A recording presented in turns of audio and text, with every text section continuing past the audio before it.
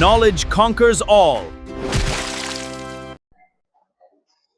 Good morning student, मैं Kuldeep sir केजीआई NCERT platform पर आप सभी का स्वागत करता हूं। बच्चों, हम इतिहास का चैप्टर नंबर 2 राजा, किसान और नगर देखने वाले हैं, जिसका बच्चों हमने 2 वीडियो आपको पहले ही प्रोवाइड करवा दी थी। जिसके अंदर पहले वीडियो के अंदर हमने ये देखा था कि जो हमारा वैदिक सभ्यता थी वो कैसे पनपी, ठीक है, उसका टाइम पीरियड क्या था। फिर उसके अंदर हमने ये देखने की कोशिश करी थी कि जो वैदिक पीरियड है उसको 2 भागों में बांटा गया था। फिर हमने देखने की कोशिश करी थी कि जो जनपद, महाजनपद कैसे बने थे, उनकी विशेषताएं क्या थी, और हमने मगध को अलग से उसमें पढ़ा था, जिसके अंदर हमने मगध क्यों शक्तिशाली बना, उसके क्या कारण थे, वो जानने की कोशिश की थी उसके अंदर। और साथ में हमने ये भी देखने की कोशिश करी थी कि बच्चों जो हमारा मगध था उसके अंदर किन किन व्यक्तियों ने शासन जो किया था इसके बारे में जाना था। जो बच्चों इस चैप्टर का जो सेकंड वीडियो था, इसमें हमने ये जानने की कोशिश करी थी जो मौर्य साम्राज्य था वो कैसे बना, उसके अंदर कौन कौन से शासक इंपोर्टेंट थे, और उसके अंदर हमने अशोक के जो अभिलेख देखने को मिले थे उनके बारे में जाना था, वो किस लिपि में लिखे गए थे उसके बारे में जाना था, और जो लिपि थी मतलब लिखी गई थी वो किस भाषा के अंदर थी उसके बारे में हमने अध्ययन किया था। एंड हमने ये जाना कि जो अभिलेख थे, ठीक है, जो हमारे गुफा लेख थे, उनमें क्या देखने को मिला था, कैसे वो लिखे गए थे, उनसे हमें क्या जानकारी प्राप्त होती थी, यानी कि मौर्य साम्राज्य के बारे में जानकारी देने वाले सोर्स, उसके बारे में हमने देखा था। और साथ में हमने ये देखा था कि जो मौर्य साम्राज्य है, ठीक है, उसका प्रशासन कैसे चलाया जाता था, उसमें कौन कौन से लोग इंपॉर्टेंट होते थे, और साथ में बच्चों हमने उसकी अर्थव्यवस्था की बात की थी। एंड उसके बाद हमने लास्ट पॉइंट जो उसमें पढ़ा था वो मौर्य साम्राज्य का पतन पढ़ा था।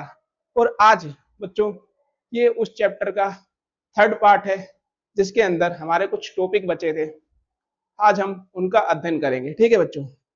इसके अंदर एक आपको राजधर्म और नवीन सिद्धांत, आपके अंदर बुक के अंदर जो क्लास 12 है उसके अंदर एक टॉपिक दिया गया है। आखिर क्यों दिया गया है, ये इसका क्या इंपॉर्टेंट है, इसके अंदर हम ये जानने की कोशिश करेंगे। यानी कि दक्षिण भारत, यानी कि दक्षिण भारत जो था उसके राजा और सरदार, इनके बारे में हम इसमें जानने की कोशिश करेंगे। यानी कि भारत के दक्षिण भाग, यानी जो भारत था उसके दक्षिण भाग, यानी कि तमिलकम क्षेत्र, यानी तमिलनाडु, आंध्र प्रदेश और केरल में चोल, चेर तथा पांड्या जैसे समृद्ध राजवंशों का विकास हुआ।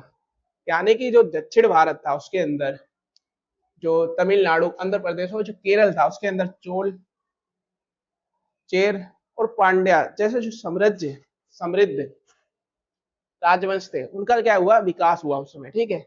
और सरदार एक क्या होता था, प्रभावशाली नेता होता था, ठीक है, जिसका पद वंशनुगत, यानी कि इसका अर्थ बच्चों ये है कि इसका वंशानुगत, इसका मतलब हो कि जो वंश की परंपरा, जैसे मैं शासक बना, मेरा बेटा शासक बना, उसके बाद उसका बेटा शासक बना, ये क्या होता है, वंशानुगत होता है, ठीक है। वो होना अनिवार्य नहीं था, यहाँ पे देखने को नहीं मिला था। और उसे अपने परिवार, यानी कि जो उसके परिवार के लोग थे, उसके सहयोगी थे, उनका क्या होता था, समर्थक जो होता, समर्थक था उनका क्या होता था, प्राप्त होता था। अब हम ये जानने की कोशिश करेंगे जो सरदार होते थे यहाँ पे उनका क्या कार्य होता था, ठीक है, वो क्या क्या कार्य करते थे। जो सरदार होता था बच्चों, ये धार्मिक अनुष्ठान करवाना, यानी कि कहीं पर कोई धार्मिक कार्य होते थे उनको करवाना, इसका एक कर्तव्य होता था, ठीक है। और साथ में युद्ध में नेतृत्व प्रदान करना, यानी कि कोई युद्ध होता था, ठीक है, उसको क्या करता था, आगे बढ़ाने का ये कार्य करता था। ठीक है बच्चों। और आपसी जो विवाद होते थे, यानी कि जो राज्य थे उनके अंदर जो विवाद देखने को मिलते थे, उनका क्या करता था, ये समाधान करने का काम करता था बच्चों। ठीक है। इसके बाद जो सरदार था वो प्रजा से क्या करता था, भेंट स्वीकार करता था। यानी कि जो सरदार था वो राज्य के जो लोग थे, जनता थी, तो अगर कोई वो भेंट देती थी तो वो भेंट लेता था, वो भेंट क्या करता था, उसको स्वीकार कर लेता था। लेकिन उस भेंट को क्या करता था, फिर उसे अपने समर्थकों में बांट देता था। यानी कि जो सरदार था वो प्रजा से, यानी कि जनता से भेंट लेकर अपने जो उसके समर्थक होते थे, उसका सहयोग करते थे, उनको क्या करता था, बांटने का कार्य करता था। फिर इस व्यवस्था में कोई स्थायी सेना, यानी कि जो ये व्यवस्था देखने को मिली, इसमें कोई स्थायी सेना अथवा नियमित अधिकारी क्या होते थे, नहीं होते थे। ठीक है। और जो इन शासकों का जो उल्लेख मिलता है, काफी बार ये पूछ लेता है ये इनके बारे में हमें जानकारी कहाँ से प्राप्त हुई है। तो ठीक है बच्चों, इनके बारे में हमें जो जानकारी प्राप्त हुई है ना बच्चों, वो कहाँ से प्राप्त हुई है, प्राचीन तमिल संगम साहित्य से प्राप्त होती है। ठीक है बच्चों। फिर सातवाहन और संघ शासक शासक सहित कई सरदारों ने लंबी दूरी के व्यापार से राजस्व अर्जित किया। जो सरदार होते थे ना, ये क्या करते थे, व्यापार करते थे। व्यापार करते थे जो सामान एक राज्य, एक साम्राज्य से क्या होता था, दूसरे साम्राज्य में ले जाया और लाया जाता था। इस पर क्या करते थे, ये टैक्स लगाते थे। ठीक है। इससे क्या करते थे, ये राजस्व अर्जित करते थे, जो कि इनके साम्राज्य के अंदर इनके साम्राज्य को शक्तिशाली बनाने और उसे विस्तार करने में जो राजस्व होता था वो मदद करता था। ठीक है बच्चों। फिर इसके अंदर हम देखने की कोशिश करेंगे देविक राजा, यानी कि क्या, क्यों इसे देविक राजा, क्यों देविक राजा का मतलब क्या है और क्यों कहा जाता था। ठीक है। यानी कि शासकों ने उच्च प्रतिष्ठा पाने हेतु स्वयं को देवताओं से जोड़ा है। यानी कि जो उस समय शासक होते थे, ठीक है, उन्होंने क्या किया, अपने आप को प्रतिष्ठित, यानी कि प्रतिष्ठा पाने के लिए उन्होंने क्या किया, अपने आप को देवताओं से जोड़ने का कार्य किया। हमारे जो देवता होते हैं उनके साथ जोड़ने का कार्य इन्होंने किया था। ठीक है, देविक राजा। और मध्य एशिया से ना, मध्य जो एशिया है उससे उत्तर पश्चिम भारत तक शासन करने वाले कुषाणुओं ने देव स्थानों में अपनी विशाल प्रतिमाएं स्थापित की थी। यानी कि बच्चों इन्होंने क्या किया था, जो मध्य एशिया थे उसे उत्तर पश्चिम जो भारत था तक शासन करने में वाले कुषाणुओं ने क्या होते थे, ये शासक होते थे बच्चों, एक शासक। ठीक है। देव स्थानों में अपनी क्या करी, विशाल जो प्रतिमाएं हैं उनको लगाया था। ठीक है, अपनी प्रतिमाएं लगाई जिससे जो वहां के लोग थे इनके बारे में क्या कर सके, जान सके। ठीक है। स्वयं को ईश्वर तुल्य दर्शाने के लिए कुषाण राजाओं ने देवपुत्र की पदवी या उपाधि धारण की। यानी कि ये जो क्या करते ना, स्वयं को ना क्या करते थे, स्वयं को ईश्वर के समान अपने आप को दर्शाने के लिए ना, जो कुषाण राजा थे उन्होंने क्या किया, इन्होंने ना देवपुत्र की पदवी या उपाधि जो होती थी वो धारण की थी। ठीक है। कुषाण कालीन सिक्कों पर एक तरफ क्या होता था, राजा, और दूसरी तरफ देवी या देवताओं के चित्र अंकित होते थे। यानी कि जो कुषाण काल जो था, कुषाण,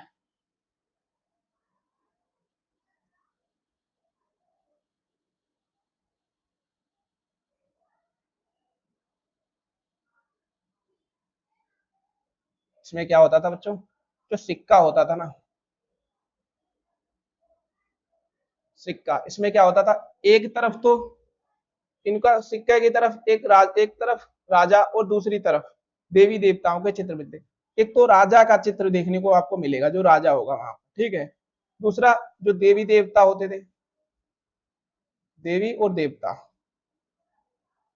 उनके चित्र आपको देखने को मिलेंगे इसके अंदर। क्यों इसका, क्योंकि ये अपने आप को ना देविक राजा के समान मानने की कोशिश करते थे और उनके समान अपने आप को दिखाने की ये लोग क्या करते थे, कोशिश करते थे बच्चों। ठीक है। ठीक है। फिर उत्तर प्रदेश के उत्तर प्रदेश में एक जगह है मथुरा यानी मठ, तथा अफगानिस्तान के देव स्थानों से कुषाण राजाओं की क्या हुई, मूर्तियां प्राप्त हुई। यानी कि जो उत्तर प्रदेश है कि जो मथुरा है ना, वहां मठ है, ठीक है, वहां से क्या हुआ ना बच्चों, अफगानिस्तान के देव स्थानों से क्या हुआ, जो कुषाण राजाओं की जो मूर्तियां थी वो प्राप्त हुई, हमें देखने को वहां से मिली बच्चों, ठीक है। इसके बाद हम गुप्त साम्राज्य के बारे में पढ़ेंगे, ठीक है। गुप्त साम्राज्य यानी जो मौर्य वंश था, पहले हमने मौर्य वंश के बारे में आपको काफी विस्तार से पार्ट 2 में आपको बताया है, ठीक है बच्चों, उसको आप ध्यान से देखना, मैंने काफी इंपोर्टेंट और काफी बढ़िया तरीके से उसको समझाया है बच्चों आपको, ठीक है।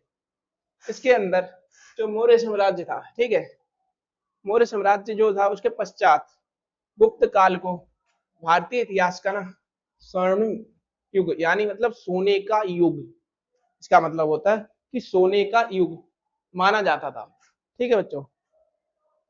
मौर्य जो है उसके पश्चात गुप्त काल जो था उसको भारतीय इतिहास में स्वर्णिम युग यानी कि सोने का युग माना जाता था। इस वंश की नींव किसने रखी थी, श्री गुप्त ने। कब रखी थी, 275 ईस्वी में रखी थी। यानी कि अगर कोई पूछता है जो गुप्त साम्राज्य है इसकी नींव जो है वो रखने का काम किसने किया था, वो बच्चों श्री गुप्त ने किया था और 275 ईस्वी में रखा था। जो गुप्त साम्राज्य था उसकी आधिकारिक भाषा क्या थी, संस्कृत थी, ठीक है। और हमने अभिलेखों के अंदर देखा था, अशोक के अभिलेखों के अंदर, उसके अंदर जो भाषा हमें ज्यादातर दिखी है, क्लास 12 के बुक के अकॉर्डिंग में बता रहा हूँ, वो प्रकृत भाषा देखने को मिलती थी, ठीक है। इस काल में मुख्य रूप से सोने के सिक्के जारी किए जाते थे। यानी कि जो सोने के सिक्के जारी किए जाते थे ना बच्चों, वो गुप्त साम्राज्य के समय जारी किए जाते थे, ठीक है।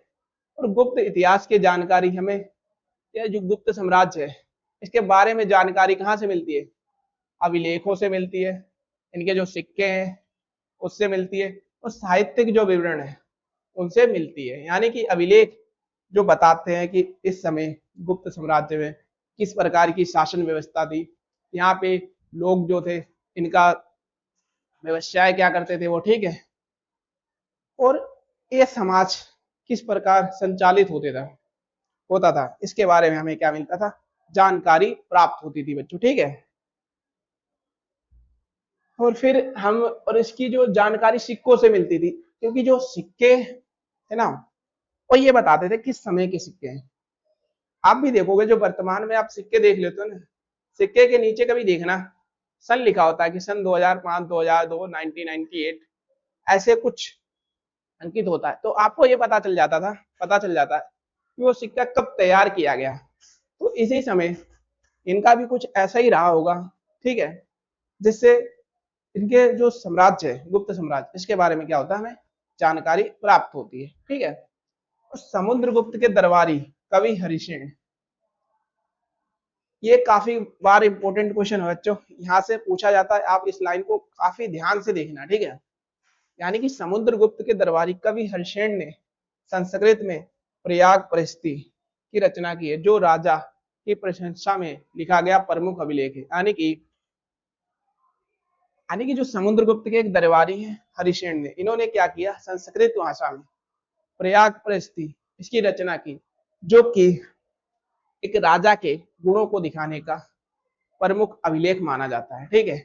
तो यहाँ पे क्वेश्चन बच्चों ये पूछ लिया जाता है कि जो हरिसेन है ना, इनके द्वारा कौन सी रचना लिखी गई है, तो वो बच्चों है प्रयाग परिस्थिति, ठीक है। इसी तरीके से आपको नाम दे दिया जाता है कि प्रयाग परिस्थिति किसने लिखी है, तो वहां पे आप ऑप्शन की टिक करोगे, हरिसेन, ठीक है। इसके बाद बच्चों हम जानने की कोशिश करते हैं कि जो ग्रामीण समाज उस समय था उसमें हमें क्या क्या परिवर्तन देखने को मिले, ठीक है। इसके अंदर बच्चों हम जानेंगे कि जो पहला पॉइंट है, जनता में राजा की छवि, यानी कि जो राजा था अपने आप को हर राजा महान कहता है, ठीक, कोई भी राजा हो अपने आप को कभी गलत नहीं बताएगा, ठीक है। लेकिन असली और अच्छा राजा वही होता है जो जनता की नजर में अच्छा हो। तो इसके अंदर हम ये जानने की कोशिश करेंगे कि जो उस समय जो हमारा ग्रामीण समाज था उसमें राजा की जो जनता के अंदर छवि कैसी थी, इसके बारे में हम बात करेंगे, ठीक है। यानी कि आम जनता राजा के बारे में क्या सोचती थी, इसके जो सीधे सबूत है ना वो नहीं मिलते हैं। इसलिए इतिहासकारों ने ना जातक और पंचतंत्र की कहानियों से इसका पता लगाया। यानी कि जो आम जनता है वो राजा के बारे में नहीं सोचती थी, क्योंकि ये अभिलेखों से भी हमें नहीं पता। क्यों? क्योंकि जो अभिलेख होते थे ना वो कौन लिखवाता था? राजा ही लिखवाता था। जब अभिलेख राजा ही लिखवा रहा है तो वो अपनी उपलब्धियों को लिखवाता था, अपने विचारों को व्यक्त करता था। वो ये थोड़ी ना व्यक्त करेगा कि हाँ राजा, वो जनता है मेरे बारे में क्या सोचती है। तो वो अगर व्यक्त भी करना चाहेगा तो वो अपने अनुसार सही चीजें लिखेगा ना, गलत तो नहीं लिखेगा ना। अब मैं लिख रहा हूं अपने बारे में कुछ, ठीक है, तो मैं गलत थोड़ी ना लिखूंगा कि हाँ मेरे अंदर ये कमी है। कम से कम मैं अपनी बात, जो पॉजिटिव बातें हैं वो बताऊंगा ना, नेगेटिव थोड़ी ना बताऊंगा। इसी तरीके से जो डायरेक्ट है इसके कोई अभिलेख हमें नहीं मिलते हैं, इसके कोई साक्ष्य नहीं मिलते। लेकिन इतिहासकारों ने क्या किया, जातक और पंचतंत्र की जो कहानियां हैं इन्हों से इसका पता लगाया। ये जातक कथाएं हैं ना, पहली बार 17वीं शताब्दी ईस्वी के मध्य पाली भाषा में लिखी गई। यानी कि ये पाली भाषा में जो जातक कथाएं थी वो लिखी गई। यहाँ पे एक एग्जाम्पल मिलता है, ठीक है, यानी कि एक एग्जाम्पल मिलता है, यानी कि गतिंदु जातक का उदाहरण इस कहानी में बताया गया है कि एक दुष्ट और क्रूर राजा, यानी कि दुष्ट और क्रूर राजा से उसकी पूरी प्रजा, यानी कि पूरी प्रजा मतलब किसान, जो लोग वहां पे रहते थे, जो पशुपालक थे, जो वृद्ध यानी जो बूढ़े व्यक्ति आदि थे, बहुत दुखी थे। यानी कि ये जो गतिंदु जातक की कथा है इसके अंदर बताया गया कि एक दुष्ट और क्रूर राजा से ना जो पूरी जनता थी वो काफी परेशान थी। जनता के अंदर किसान हो गए, पशुपालक है, जो व्यक्ति हो गए, विद्यार्थी हो गए, ठीक है, ये काफी परेशान थे। ये कहानियों के द्वारा हमें कतिंदु जातक की जो कथा है इसके अंदर से पता चलता है, ठीक है। यानी कि जब राजा जो था वो गुप्त रूप से, यानी कि अगर हमें राजा को अपनी सही बात जाननी है कि जनता मेरे बारे में क्या सोचती है, तो वो कैसे पता करेगा, ठीक है, इसके बारे में बात करेंगे। जब राजा गुप्त रूप से, यानी कि बिना किसी को बताए गुप्त रूप से अपनी प्रजा के बीच अपनी छवि जानने गया तो लोगों ने उसकी बहुत बुराई की। यानी कि जब राजा गया प्रजा के पास गुप्त रूप से अपना भेष वगैरह बदल के, कि आखिरकार वो ये जानता है, जाने कि जनता जो है वो मेरे बारे में क्या सोचती है, तो उसने ये पाया कि जो प्रजा के बीच उसकी छवि है जानने गया, तो उस लोगों ने उसकी बहुत क्या करी, जो राजा था उसकी बुराई की, ठीक है बच्चों। फिर लोगों ने शिकायत की कि रात में डाकू और दिन में राजा के टैक्स वसूलने वाले अफसर उन्हें लूटते हैं, जिससे परेशान होकर लोग गांव छोड़कर जंगल भाग जाते हैं। यानी कि जो राजा होता था ना, ठीक है, जो राजा है वो क्या होगा, शक्तिशाली नहीं होगा तो अपने जो राज्य है साम्राज्य की सुरक्षा नहीं कर पाए, और राज्य को मतलब डाकुओं की तरह क्या होता है, लूट जाता था कभी कभार पूरा साम्राज्य, ठीक है। और दिन में क्या होता था, ये राजा है भाई, ये तो टैक्स तो लेगा ही।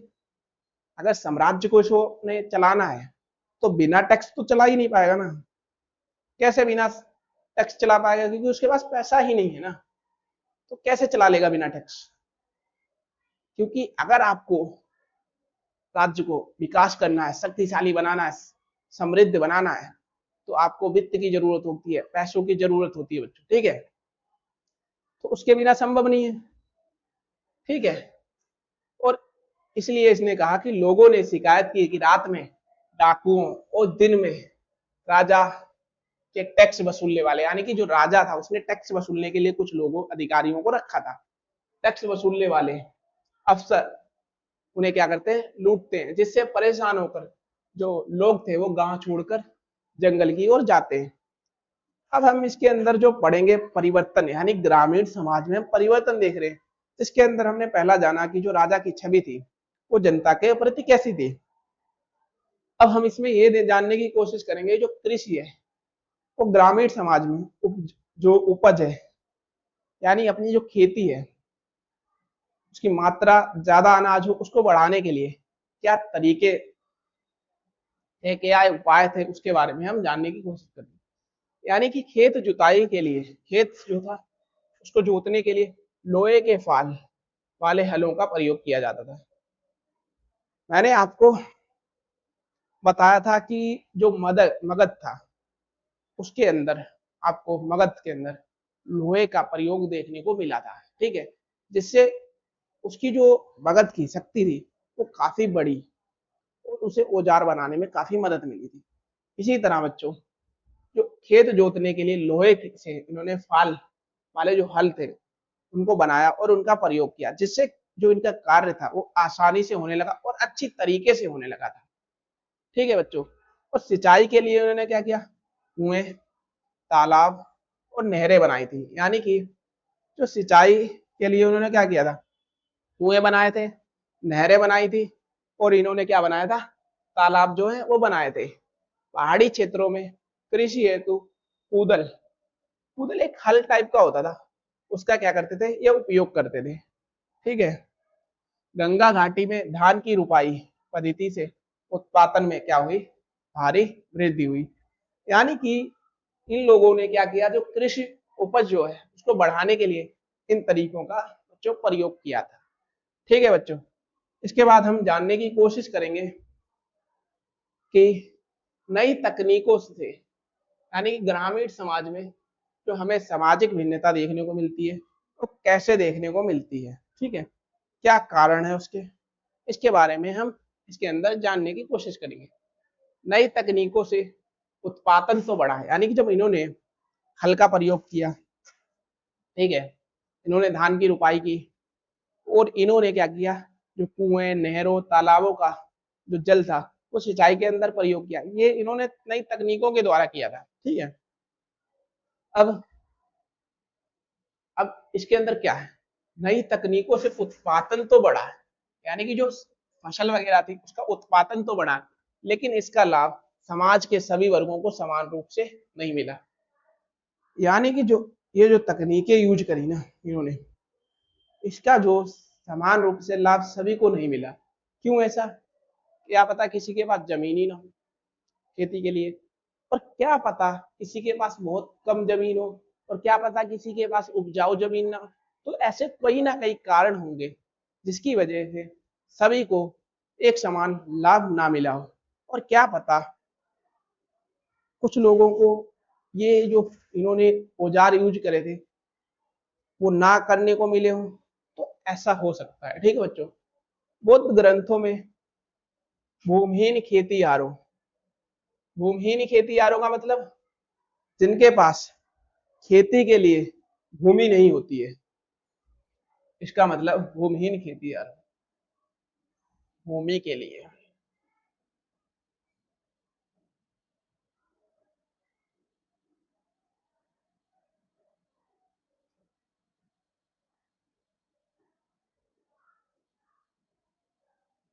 नहीं होती है।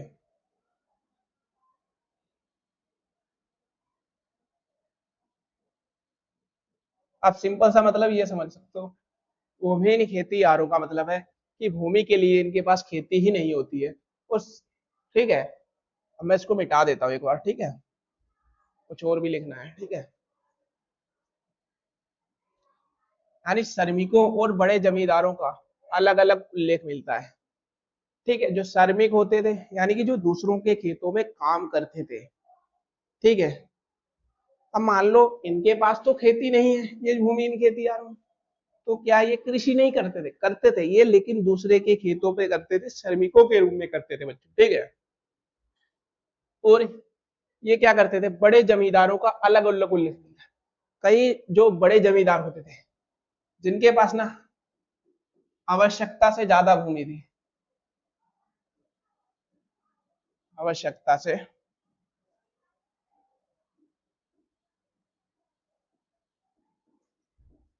ज्यादा भूमि थी, और जिससे अब इनके पास आवश्यकता से ज्यादा भूमि थी तो इनको तो लाभ ज्यादा मिलेगा ना बच्चों, ठीक है। क्योंकि इनको लाभ ज्यादा मिलेगा, तो इसीलिए जो ऊपर वाला पॉइंट कहता है कि सभी वर्गों को ना जो नई तकनीक अपनाई थी इसका लाभ समान रूप से नहीं मिला। और ये जमींदार होते थे बड़े, इनके खेतों पर ये खुद तो काम नहीं कर पाते होंगे क्योंकि इनके पास काफी जमीन है, तो इसके लिए ना जो भूमिहीन खेतिहर ये श्रमिकों के रूप में कार्य करते थे बच्चों। ठीक है, अब हम देखते हैं कि गृहपति एक शब्द आता है एनसीईआरटी में है, ठीक है, उसको बता देता हूं मैं आपको। गृहपति यानी कि पाली भाषा में गृहपति को छोटे किसानों और गृह प्रमुख के लिए प्रयुक्त होता था। यानी कि जो गृहपति है ना वो किसमें, पाली भाषा में, इसमें छोटे किसानों और गृह के प्रमुख के लिए प्रयुक्त होता था। वह घर के संसाधनों, महिलाओं, बच्चों और दासों पर क्या करता था, नियंत्रण रखता था।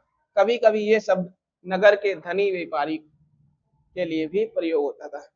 यानी कि गृहपति यानी कि जो छोटे किसान होते थे या तुम्हारे घर का कोई प्रमुख, जैसे आपके घर का कोई प्रमुख होगा जो कि सभी निर्णय लेता है, आपके पिताजी हो सकते हैं, ठीक है, आपके दादाजी हो सकते हैं या दादी जी हो सकती है या माता जी, कोई एक ले रहा हो, तो इस रूप में आप इस गृहपति शब्द को समझ सकते हो। ठीक है, यानी कि छोटे किसान या गृह प्रमुख यानी कि जो आपके घरों का प्रमुख है, गृह प्रमुख के लिए प्रयुक्त होता था। वह घर के संसाधनों यानी जो घर के संसाधन है, जो महिलाएं हैं, बच्चों हैं और जो उनके घर में कार्य करने वाले यानी कि दास उस समय उन्हें को बोला जाता है, पर नियंत्रण क्या करते थे, रखते थे।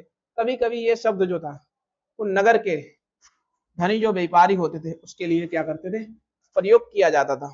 ठीक है बच्चों, फिर क्या है, बड़े जमींदारों और वंशानुगत ग्राम प्रधान अत्यधिक शक्तिशाली थे जो किसानों पर क्या करते थे, नियंत्रण रखने का काम करते थे। ठीक है बच्चों, इसके अंदर एक हमें मिलता है भूमिदान, यानी कि भूमिदान जो इसका एक हमें प्रमाण मिलता है। ठीक है, जो कि ग्रामीण अभिजात वर्ग के रूप में देखने को मिलता है। यानी कि ईस्वी की शुरुआती शताब्दियों से ही भूमिदान के साक्ष्य मिलते हैं।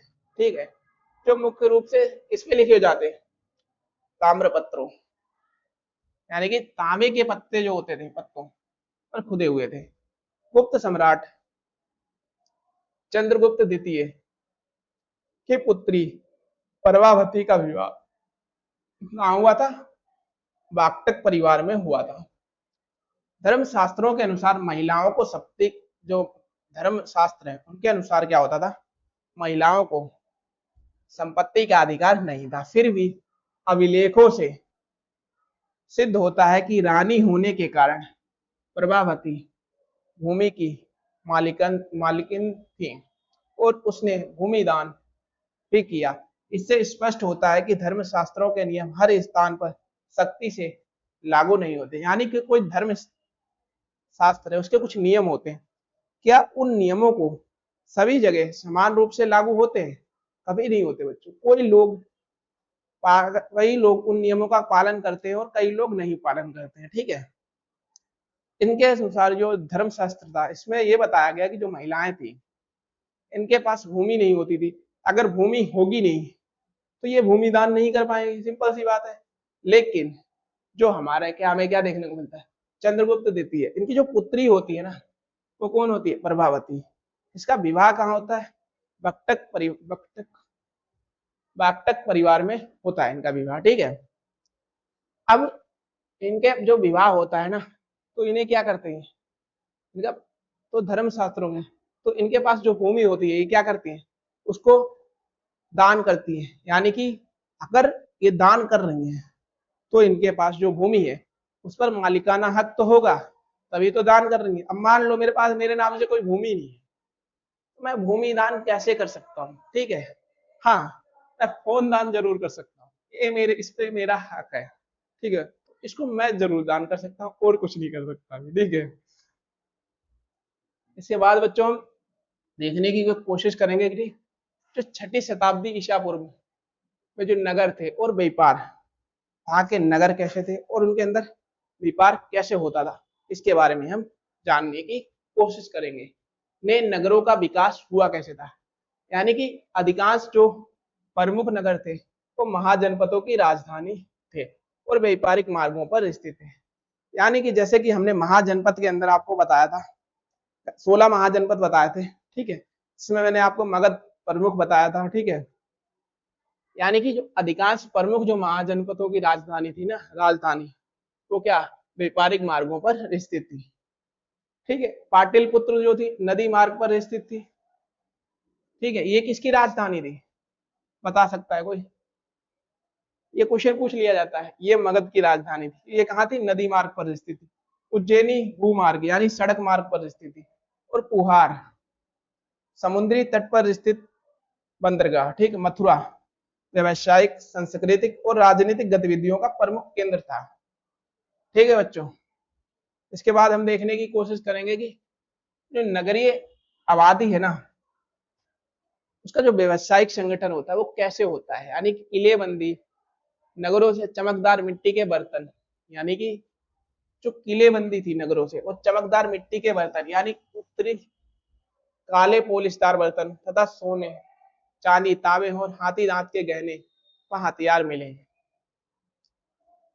ठीक है बच्चों। यानी कि जो नगरीय आबादी है और उसका जो व्यवसायिक संगठन है वो कैसा था, इसके बारे में इसमें बात की गई। यानी जो किलेबंद थे, नगर जो नगर थी उसकी किलेबंदी की गई चमकदार तरीके से। तो यहाँ क्या मिले, मिट्टी के बर्तन मिले, ठीक है।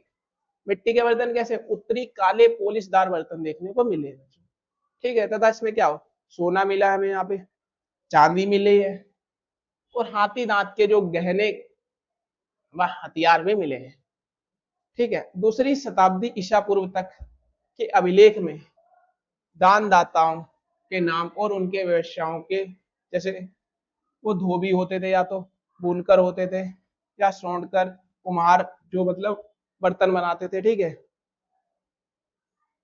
या व्यापारी या फिर अधिकारी का जो विवरण था वो मिलता था हमें, ठीक है। सेंडी व्यापारियों और कारीगरों के संगठन को सेंडी कहा जाता है। यानी कि जो कारीगर होते थे उनका एक संगठन होता था, इसको सेंडी कहा जाता था। और ये संस्थाएं कच्चा माल खरीद कर तैयार माल बाजार में बेचती थी। यानी कि जो सेंडी जो थे, यानी कि कारीगर जो संगठन था, ये क्या करते थे, कच्चा जो माल होता है यानी कि रॉ मटेरियल जो होता था वो खरीदते थे और उससे क्या करते थे, जो तैयार माल होता था उसको, उस माल से, जो कच्चे माल से वस्तुओं को तैयार करते थे, ठीक है, उपयोग के लायक बनाते थे और इसका क्या करते थे, ये बाजार में बेचते थे, ठीक है बच्चों। इसके बाद हम देखने की कोशिश करेंगे उपमहाद्वीप और उसके बाहर का व्यापार। यानी कि उपमहाद्वीप में तो व्यापार करते थे, उससे बाहर भी जो ये लोग थे ना, वो क्या करते थे, व्यापार करते थे बच्चों, ठीक है। यानी कि छठी शताब्दी ईसा पूर्व से ना स्थल और जलमार्गों का व्यापक जाल बिछाया गया है। यानी कि जो छठी शताब्दी ईसा पूर्व है ना, उस समय स्थल और जल मार्गों का जो व्यापक है जाल है वो बिछा मिलता है, जिससे इनको ये फायदा होती है कि स्थल यानी कि जमीन से अपना व्यापार कर सकते और समुद्री तरीके यानी कि अरब सागर के द्वारा भी ये व्यापार कर पाते थे। फिर स्थल मार्ग से मध्य एशिया, स्थल मार्ग से कैसे, मध्य एशिया, और समुद्री मार्ग से अरब सागर होकर उत्तरी अफ्रीका व पश्चिम एशिया तक व्यापार होता था। बंगाल की खाड़ी के रास्ते चीन, दक्षिण और पूर्व एशिया से व्यापारिक संबंध थे। अब ये क्या होता था ना, जो पैदल फेरी वाले होते थे, बैलगाड़ी चालक होते थे, समुद्री व्यापारी होते थे, इन मार्गों का क्या करते थे, उपयोग करते थे। और राजा सुरक्षा के बदले इन व्यापारियों से क्या करता था, टैक्स लेता था। यानी कि जो पैदल फेरी वाले, ठीक है, और जो भी व्यापार करते थे, अपने सामान को एक जगह से दूसरी जगह लाने और ले जाने का कार्य करते थे ना बच्चों, ठीक है, उसका फायदा क्या होता था, जो राजा होता था वो इनकी क्या करता, सुरक्षा करता था और सुरक्षा के बदले ना इनसे टैक्स लिया जाता था, जिससे वो अपने राज्य का विकास कर पाता था, उसको शक्तिशाली बनाने का और उसका विस्तार करने में वो सहायक होता था टैक्स। जो रोमन साम्राज्य में भारतीय काली मिर्च, मसाले, वस्त्र और जड़ी बूटियों की अत्यधिक मांग थी, ठीक है बच्चों। इसके बाद इसके अंदर हमारा जो लास्ट टॉपिक है वो है सिक्के और राजा। यानी कि छठी शताब्दी ईसा पूर्व में ना चांदी और तांबे के सबसे पहले सिक्के ढाले गए, जिन्हें क्या कहा जाता था, जिन्हें हाथ सिक्के, यानी कि हाथ सिक्के के नाम से ना जाना जाता था।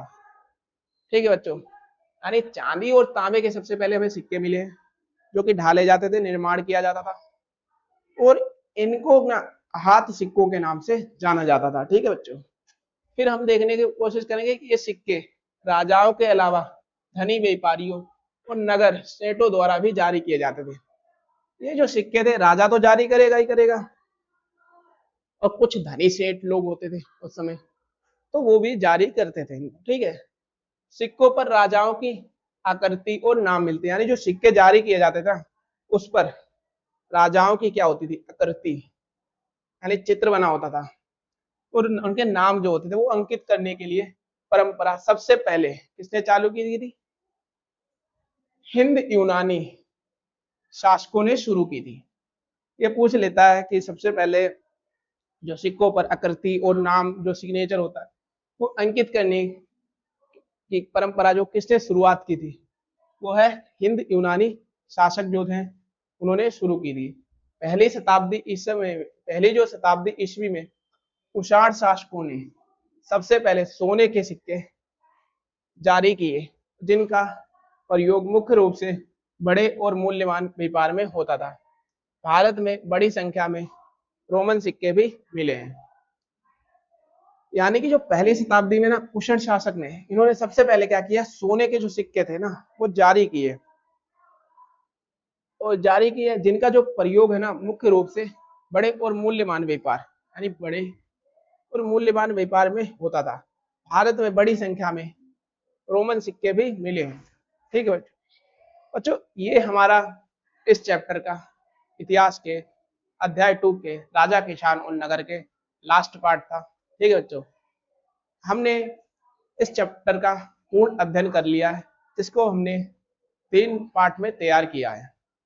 आपसे गुजारिश है कि आप इसको सीरियल वाइज देखना, जिससे आपको काफी अच्छे से समझ में आएगा। ठीक है, और सीक्वेंस में देखोगे तो एक एक चीज आपको क्लियर हो मिलेगी। ठीक है, आपको क्लियर हो जाएगी, आपको कोई भी चीज रटने को नहीं पड़ेगी। ठीक है बच्चों, थैंक यू। Bye bye.